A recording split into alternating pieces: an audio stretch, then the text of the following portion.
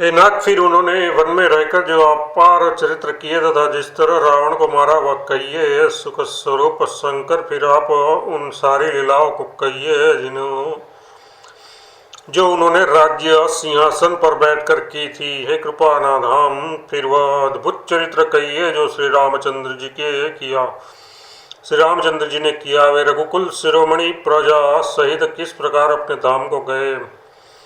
हे प्रभु, से फिर आप उन तत्वों को समझा कर कहिए जिसकी अनुभूति में ज्ञानी मुनिगण सदा मग्न रहते हैं, और फिर भक्ति, ज्ञान, विज्ञान और वैराग्य का विभाग सहित वर्णन कीजिए। इसके सिवा श्री रामचंद्र जी के और भी जो अनेक रहस्य छिपे हुए भाव अथवा चरित्र है उनको कहिए। हे नाथ, अपना आपका ज्ञान अत्यंत निर्मल है। हे प्रभु, जो बात मैंने न पूछी हो तो हे कृप दयालु, हे दयालु, उससे भी आप छिपा न रखिएगा। वेदों ने आपको तीनों लोकों का गुरु कहा है, दूसरे पामर जीव इस रहस्य को क्या जाने। पार्वती जी के सहज, सुंदर और छल रहित सरल प्रश्न सुनकर शिव जी के मन को बहुत अच्छे लगे। श्री महादेव जी के हृदय में सारे रामचरित्र आ गए। प्रेम के मारे उनका शरीर पुलकित हो गया और नेत्र से जल भर आया। श्री रघुनाथ जी का रूप उनके हृदय में आ गया, जिससे स्वयं परमानंद स्वरूप शिव जी ने भी अपार सुख पाया। शिव जी 2 घड़ी तक ध्यान से रस आनंद में डूबे रहे।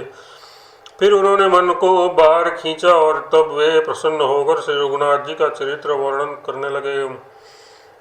जिसके बिना जाने झूठ भी सत्य मालूम होता है, जैसे बिना पहचाने रस्सी में सांप का भ्रम हो जाता है, और जिसके जान लेने पर जगत का उसी तरह लोप हो जाता है, जैसे जागने पर स्वप्न का भ्रम जाता रहता है। मैं उन्हीं श्री रामचंद्र जी के बाल स्वरूप की वंदना करता हूँ, जिसका नाम जपने से सब सिद्धियाँ सहज ही प्राप्त हो जाती है। मंगल के धाम, मंगल के रहने, अमंगल के कर हरने वाले और श्री दशरथ जी के आंगन में खेलने वाले वे बाल रूप श्री रामचंद्र जी मुझ पर कृपा करे।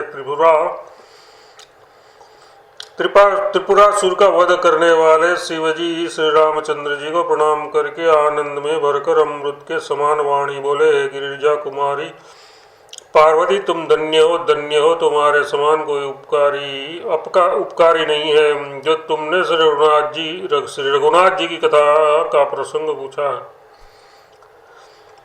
जो कथा समस्त लोगों के लिए जगत को पवित्र करने वाली गंगा जी के समान है, तुमने जगत के कल्याण के लिए ही ये प्रश्न पूछे हैं। तुम श्री रघुनाथ जी के चरणों में प्रेम रखने वाली हो। हे पार्वती, मेरे विचार में तो श्री रामचंद्र जी की कृपा से तुम्हारे मन में स्वप्न में भी शोक, मोह, संदेह और कुछ भ्रम कुछ भी नहीं है। फिर भी तुमने इसलिए वही पुरानी शंका की है कि इस प्रसंग के कहने सुनने से सबका कल्याण होगा। जिन्होंने अपने कानों से भगवान की कथा नहीं सुनी, उसके कानों के छिद्र सांप के बिल के समान है। जिन्होंने अपने नेत्रों से संतों के दर्शन नहीं किए, उन्हें वे नेत्र मोर के पंखों पर दिखने वाली नकली आंखों की गिनती में है। वे सिर कुड़वी तुम्बी के समान है, जो श्री हरि और गुरु के चरण तल पर नहीं झुकते। जिन्होंने भगवान की भक्ति को अपने हृदय में स्थान नहीं दिया, वे प्राणी जीते हुए ही मुर्दे के समान है। जो जीभ श्री रामचंद्र जी के गुणों का गान नहीं करती, वह मेढक की जीभ के समान है। वह हृदय वज्र के समान कड़ा और निष्ठुर है, जो भगवान के चरित्र सुनकर हर्षित नहीं होता है। इस पार्वती, श्री रामचंद्र जी की लीला सुनो। वह देवताओं का कल्याण करने वाली और दैत्यों को विशेष रूप से मोहित करने वाली है। श्री रामचंद्र जी की कथा कामधेनु के समान सेवा करने से सब सुखों को देने वाली है, और पुरुषों के समाज ही सब देवताओं के लोक है, ऐसा जानकर इसे कौन न सुनेगा। श्री रामचंद्र जी की कथा हाथ की सुंदर ताली है, जो संदेह रूप पक्षियों को उड़ा देती है। फिर राम कथा कलयुग रूपी वृक्ष को काटने के लिए कुहाड़ी है। हे गिरिराज कुमारी, तुम इसे आदर पूर्वक सुनो। वेदों ने श्री रामचंद्र जी के सुंदर नाम, गुण, चरित्र, जन्म और कर्म सभी अगणित कहे हैं। जिस प्रकार भगवान श्री रामचंद्र जी अनंत है, उसी तरह उनकी कथा, कीर्ति और गुण भी अनंत है।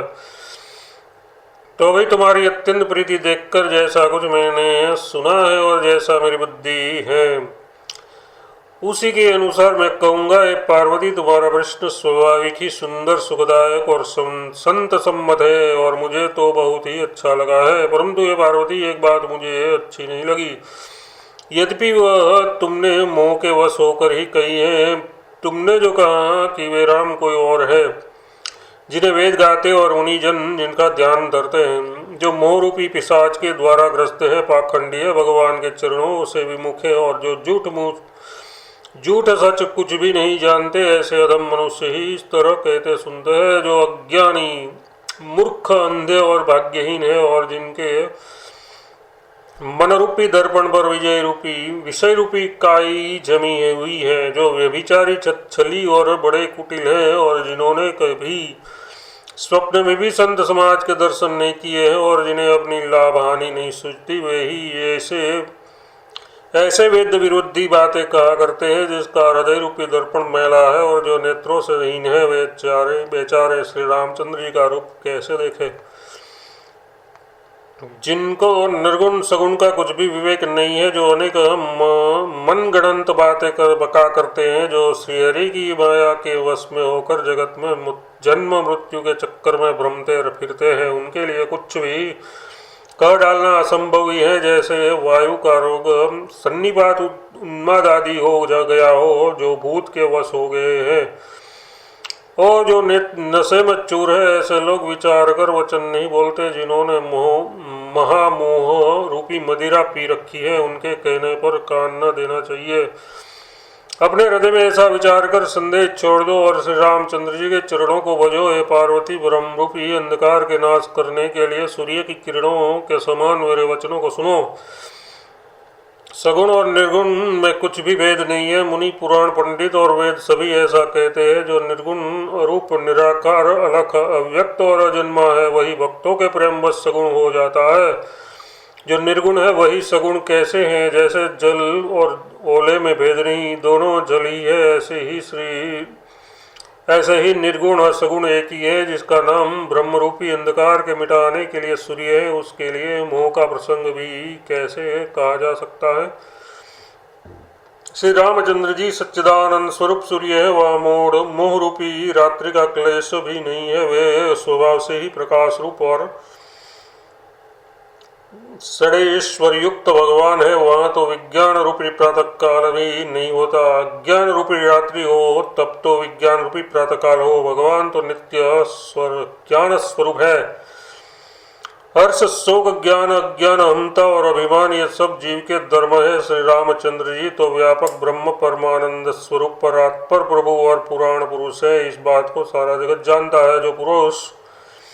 जो पुराण पुरुष प्रसिद्ध है, प्रकाश के भंडार है, सब रूपों में प्रकट है, जीव माया और जगत सबके स्वामी है, वही रघुकुल मणि श्री रामचंद्र जी मेरे स्वामी है। ऐसा कहकर शिव जी ने उनको मस्तक नवाया।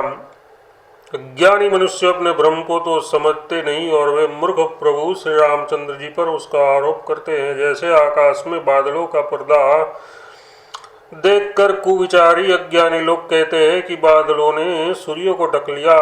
जब मनुष्य आंख में उंगली डालकर देखता है, उसके लिए तो दो चंद्रमा प्रकट प्रत्यक्ष है। पार्वती, श्री रामचंद्र जी के विषय में इस प्रकार मोह की कल्पना करना वैसा ही है जैसा आकाश में अंधकार, धुएं और धूल का सोहना मतलब दिखना। आकाश जैसे निर्मल और निर्लिप है, उसको कोई मलिन या स्पर्श नहीं कर सकता। इसी प्रकार भगवान श्री रामचंद्र जी नित्य निर्मल और निर्लिप है। विषय इंद्रियों के देवता और जीवात्मा यह सब एक की सहायता से एक चेतन होते हैं। यथार्थ विषयों का प्रकाश इंद्रियों से, इंद्रियों के देवताओं से और इंद्रिय देवताओं का चेतन जीवात्मा से प्रकाश होता है। इन सब का जो परम प्रकाशक है, यथार्थ जिससे इस सब का प्रकाश होता है, वही अनादि ब्रह्म अयोध्या नरेश श्री रामचंद्र जी है। ये जगत प्रकाश्य है और श्री रामचंद्र जी इसके प्रकाशक है। वे माया के स्वामी और ज्ञान तथा गुणों के दाम है, जिनकी सत्ता से मोह की सहायता पाकर जड़ माया भी सत्य सी भाषित होती है। जैसे सीपी में चांदी और सूर्य की किरणों में पानी की बिना हुई भी प्रतीति होती है, यद्यपि ये प्रतीति दोनों कालों में झूठी है, तथापि इस प्रकार भ्रम को कोई हटा नहीं सकता। इसी तरह ये संसार भगवान के आश्रित रहता है, यद्यपि ये असत्य है तो भी दुख तो होता ही है, तो भी दुख तो देता ही है। जिस तरह स्वप्न में कोई सिर काट ले तो बिना मां जागे वह दुख नहीं दूर होता।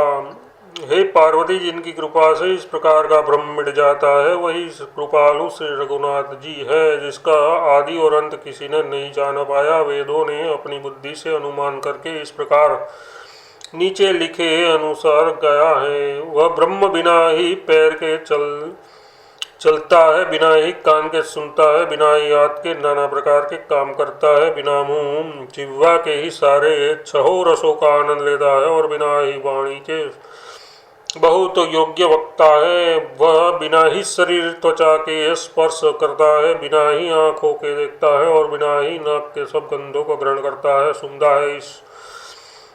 उस ब्रह्म की करनी सभी प्रकार से ऐसी अलौकिक है कि जिसकी महिमा कही नहीं जा सकती, जिसका वेद और पंडित इस प्रकार वर्णन करते हैं और मुनि जिसका ध्यान धरते हैं, वही दशरथ नंदन भक्तों के हितकारी अयोध्या के स्वामी भगवान श्री रामचंद्र जी है। हे पार्वती, जिनके नाम के बल से काशी में मरते हुए प्राणियों को देखकर मैं उसे राम मंत्र देकर शोक रहित कर देता हूँ, मुक्त कर देता हूँ, वही मेरे प्रभु रघुश्रेष्ठ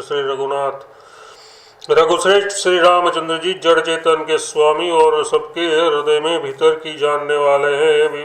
विवश होकर बिना इच्छा के भी जिनका नाम लेने से मनुष्यों के अनेक जन्मों में किए हुए पाप जल जाते हैं, फिर तो मनुष्य आदरपूर्वक उनका स्मरण करते हैं। वे तो संसार रूपी दुरस्त समुद्र को गाय के खुर से बने हुए गड्ढे के समान यथार्थ बिना किसी परिश्रम के पार कर जाते हैं। पार्वती, वही परमात्मा श्री रामचंद्र जी है, उसमें ब्रह्म देखने में आता है। तुम्हारा ऐसा कहना अत्यंत ही अनुचित है। इस प्रकार का संदेह मन में लाते ही मनुष्य के ज्ञान वैराग्य आदि सारे सद्गुण नष्ट हो जाते हैं।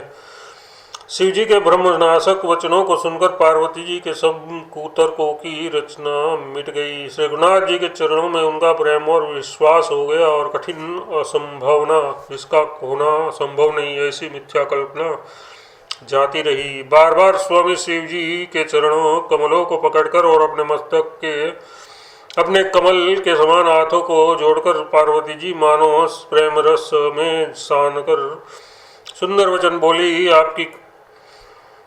आपकी चंद्रमा की किरणों के समान शीतल वाणी सुनकर मेरा अज्ञान रूपी शरद ऋतु कुवार की धूल का भारी ताप मिट गया है। कृपालु, आपने मेरा सब संदेह हर लिया। अब श्री रामचंद्र जी का यथार्थ स्वरूप मेरी समझ में आ गया है। नाथ, आपकी कृपा से अब मेरा विषाद जाता रहा और आपके चरणों के अनुग्रह से मैं सुखी हो गई। यद्यपि मैं स्त्री होने के कारण स्वभाव से ही मूर्ख और अज्ञानी हूँ, तो अभी अब आप मुझे अपनी दासी जानकर, हे प्रभु, यदि आप मुझ पर प्रसन्न है तो जो बात मैंने पहले आपसे पूछी थी वही कहिए। यह सत्य है कि श्री रामचंद्र जी ब्रह्म है, चिन्मयी ज्ञान स्वरूप है, अविनाशी है, सबसे रहित है और सबके हृदय रूपी नगरी में निवास करने वाले हैं। फिर हे नाथ, उन्होंने मनुष्य का शरीर किस कारण से धारण किया? ये धर्म की ध्वजा धारण करने वाले प्रभु, ये मुझे समझकर कहिए। पार्वती के अत्यंत नम्र वचन सुनकर और श्री रामचंद्र जी की कथा में उनका विशुद्ध प्रेम देखकर